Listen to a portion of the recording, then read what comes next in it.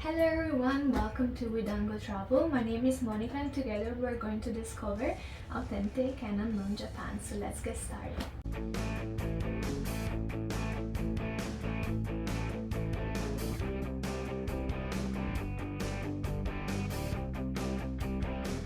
This video is going to be the first of a longer series called Uncharted Neighbourhoods of Tokyo, which was actually a request from one of our followers on Instagram, but I thought it would be better to have a longer and more detailed video, so here we are on YouTube. Today we're going to talk about Nakano. Where is Nakano? What are the best places to eat, the best coffee shops, the best places to visit, and of course the best dango, because as we dango travel, I had to find the best dango in the area. Of course, if you know and love any other place in Nakano, just let us know in the comments, and all of the places that I'm going to mention will be linked in the description down below, and you can also download the free Nakano map that I made. So where is Nakano? Nakano is one of Tokyo's special 23 wards and is close to Shinjuku, but Nakano is more of a residential area, and today we're going to specifically talk about the area surrounding Nakano Station. The area is also known as Otaku Paradise. For those who don't know, otaku is a word that describes people that have interest in anime and manga, and the reason why Nakano is considered Otaku Paradise is because here you will find Sun Mall, which is a shopping center with Nakano Broadway. Nakano Broadway is a pretty large shopping center where the majority of the shops sell manga and anime related things and watches. I don't know why they decided to sell manga and watches together, but this is Nakano Broadway for me. I think we can say that Nakano Broadway is a more old-fashioned Akihabara. The most famous shop here in Nakano Broadway is Mandarake. Mandarake is a shop that sells pre-owned items. Even though the biggest one is in Akihabara, the chain was born here in Nakano Broadway in 1987. Only inside Nakano Broadway you can find more than 25 Mandarake, including the chain headquarters, and each of them is specialized in a specific pop culture interest. So if you're looking for anything related to manga and animes, I'm sure you will find it here in Nakano Broadway. Inside Nakano Broadway you can also find some restaurants and cafes, of course, where you can maybe relax and take a break. My recommendation, which was actually suggested by another of our followers, is Coffee Zingaro. This cafe has 70s and 80s vibes and features the art of the Japanese pop artist Takashi Murakami. And he designed everything inside the cafe, so the art hanging on the walls, but even the videos playing on the big screen, and the cute signature flower that you're going to find everywhere, even on your food. Here I tried the ham sandwich, the tea muffin, and the soda float.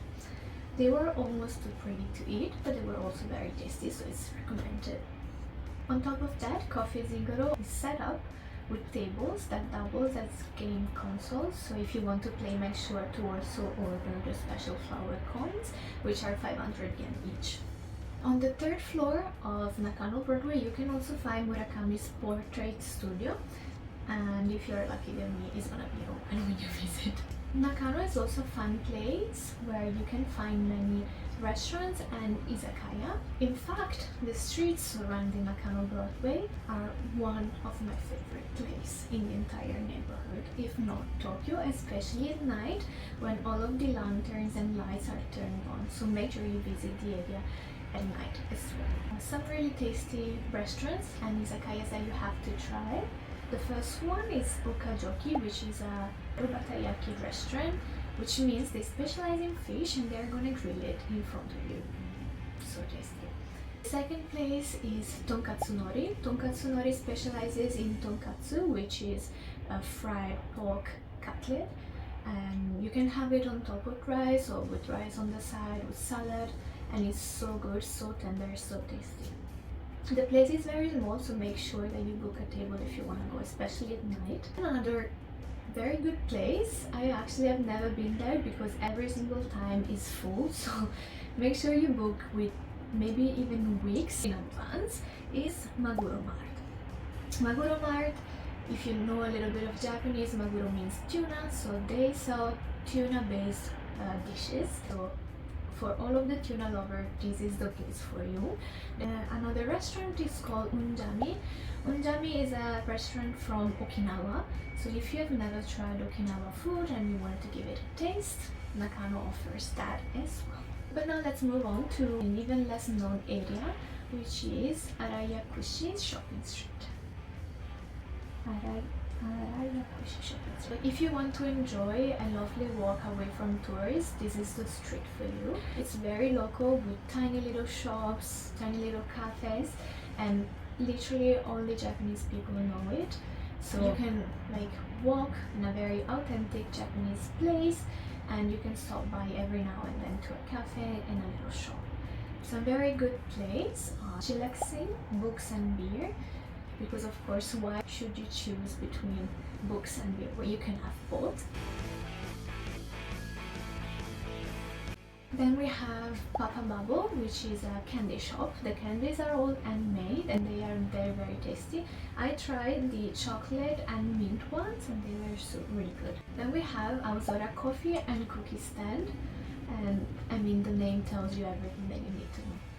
If you continue to walk along the Araiyakushi shopping street, you're going to reach the biggest temple in Nakano, which is called Araiyakushi Betsuin. This temple is also known as the god of eyes because a legend says that one of the shogun brought his daughter here to be cured of an eye disease, and is also known for good luck for child raising.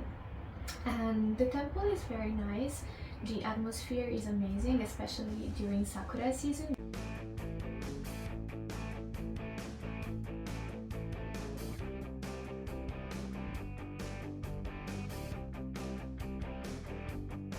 Also, the park behind this temple is known for sakura, so during sakura season you can find Japanese people enjoying their hanami, so sakura watching. Just 3 minutes away from the Araiyakushi Betsuin, you can find a shrine which is called, this is very long word, Araitenjinkitano Shrine. Especially loved this shrine because it's a union on different shrines. So at the very entrance you're going to find the statue of a cow. There are many different shrines in Japan with this kind of statue, and legend says that if you touch the cow you're going to improve your health and strength. But inside the shrine there is a little one dedicated to Inari. So you're going to find the signature red toris and the statue of foxes. Especially once again during sakura season, the 2 trees at the entrance, they bloom with these very bright pink colors. Unfortunately they don't last very long, especially if you find these 2 parrots. They like to destroy sakura trees and so on.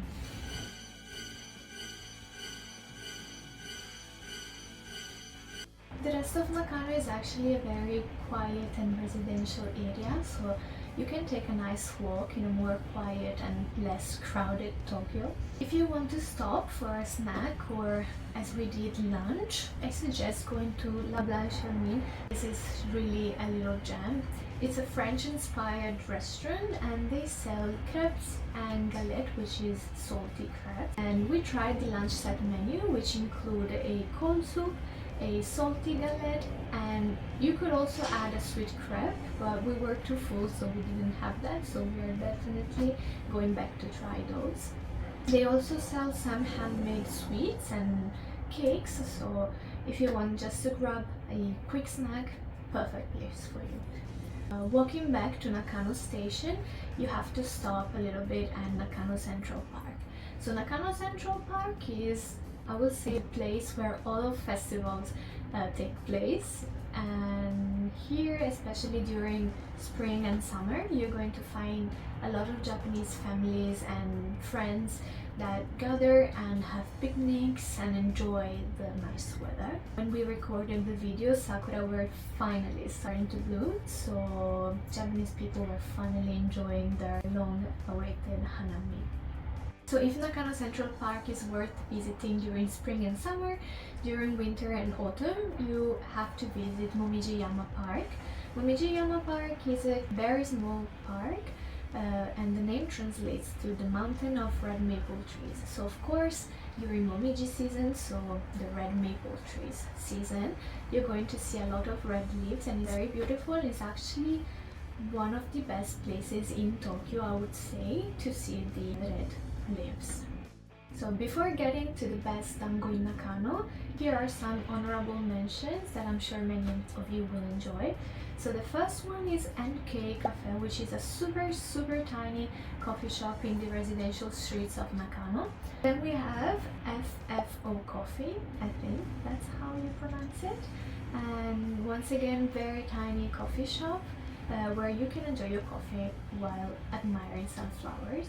So it doesn't get better than that. Then we have Rad Bros cafes, once again very small. Majority of coffee shops in Japan are very small, so sometimes you have to queue to get inside. But Rad Bros cafe, we tried mint and chocolate coffee, which was very tasty. Then we have Lu, which is close to Nakano Broadway. And Lu's coffee, especially the espresso and macchiato, is very good, and I say that as an Italian, so trust me. And here we are, last but not least, the best dango in Nakano. So for those who don't know, dango is a traditional Japanese sweet made of rice flour, and the traditional recipe sees it covered in mitarashi sauce, which is a sweet and savory sauce. So the dango award in Nakano goes to Kanmi Kissa Fujimino, which is a little shop specialized in Japanese sweets. You can have them on the go as I did, or you can sit inside and enjoy them in the shop, in the restaurant. The dango was very soft and had loads of mitarashi sauce, but there is never enough mitarashi sauce. So it was amazing. And of course there are other shops that sell dango, and some very good ones are Shose and Umemura. So with the Dango award, we conclude the first ever YouTube video for wedangotravel. And if you like the video, please like and subscribe, and make sure you also follow me on Instagram. And I'll see you in the next video to discover more hidden sides of Japan, and especially of Tokyo. Bye!